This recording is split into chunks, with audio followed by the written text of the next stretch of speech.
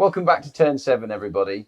We had some great feedback from you all following our Top Tips series. So what we've decided to do now is to create a new series where we will answer your 7 questions. Now, following the end of the Top Tips series, we asked you all to start posing your questions to us. And we've had some really great ones, which we're going to expand on now. First things first, though, Mark, is the kettle on? But of course, it's always on. Awesome. Right, so Mark, what have you got for me? Okay, so on the last video that we dropped where we asked for questions, there's a really good one here that I thought we'd start with from Tomoto58. And Tomoto58 says, looking to buy a Caterham, what are the key things to look out for in order to get a great car? Right, okay, well, Tomoto, that's a really complicated question to try and answer. The reality is that there are so many different types of Caterham that no two are ever really the same. And because they're different things to different people, it depends really on what is going to be right for you, as opposed to just finding a great Caterham. The best advice I can give you is to get yourself in front of some. Go and see your own local Caterham specialist, or just come and see us.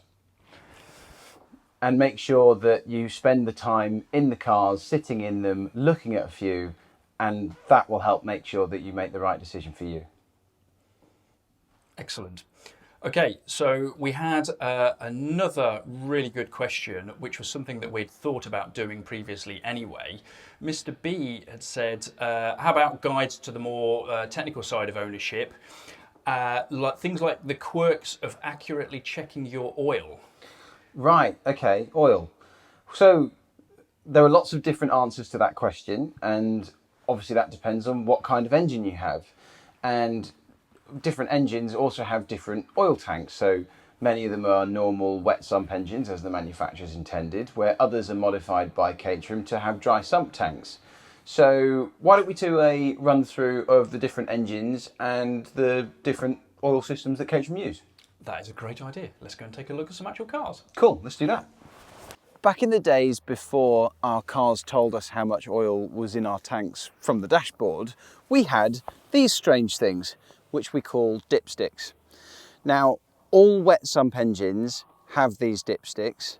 So on a K-series engine, they're located at the front right side of the engine here. Sigma engines are located just about here. And Duratec engines will be around here. Now, when it comes to actually checking your oil, we need to do that on all engines while the oil is hot for the most accurate results. My best advice would be to go out for your run, come back, switch the engine off, and then immediately go to check your oil. To do this, we are going to need some blue roll or tissue paper or something that keeps the oil away from your fingers. Remove the dipstick and give it a good wipe to get rid of all the excess oil. We then push it back into the dipstick hole all the way down and make sure it clicks into place. Leave it for just a moment and then take it back out, and this will give us our oil line. Now, what we're looking for is for the oil level on the hatching. Particularly these K-series engines have these, well, not very helpful cross-hatching on yellow bits of plastic, which can be very, very difficult to see, especially if your oil is new. But we really want to make sure that you are towards the top of that cross-hatching. Now, don't panic if your oil level is slightly higher than that. Most Caterham engines will discard any excess oil that they may have, either by pumping it out into a remote catch tank, which you may need to empty every once in a while, particularly if you have put too much oil in your engine, or they will pump it back into the inlet manifold, where effectively it will just be burnt through your exhaust system. Now, some engines have anti-cavitation tanks attached to them, and some have full dry sumps. The anti-cavitation tank is, if you like, a halfway house between a standard wet sump engine and a full dry sump. The idea being that we make sure the engine always has a reliable feed of oil. So this is an anti-cavitation tank. This is what they look like. Unlike a full dry sump system, we don't check the oil from our anti-cavitation tanks. These just work in union with the wet sump, so we'll check these via our dipstick. This really just helps make sure that we have a clean supply of oil to a wet sump engine. For Duratec engines with dry sump tanks, you're going to have to remove the nose cone to gain access to those, as they're here at the front of the engine. When it comes to actually checking the oil, once again we need to make sure that the engine is hot and switched off. And when you do, you unscrew this cap at the top of the dry sump tank and peer down into the baffle plate, which you'll see is roughly 1/3 of the way down the tank.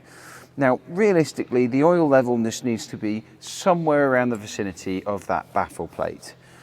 Doesn't have to be too accurate. Again, if you put too much in, the engine will pump out whatever it doesn't want. When it comes to topping the oil up in these tanks, realistically, you can fill either port.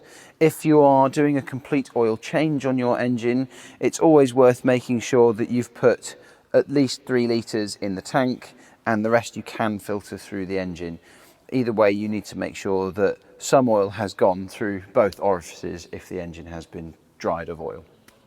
That's our run through of the most common engine types and how to check your oil in each of them. So hopefully that was useful and answered your question.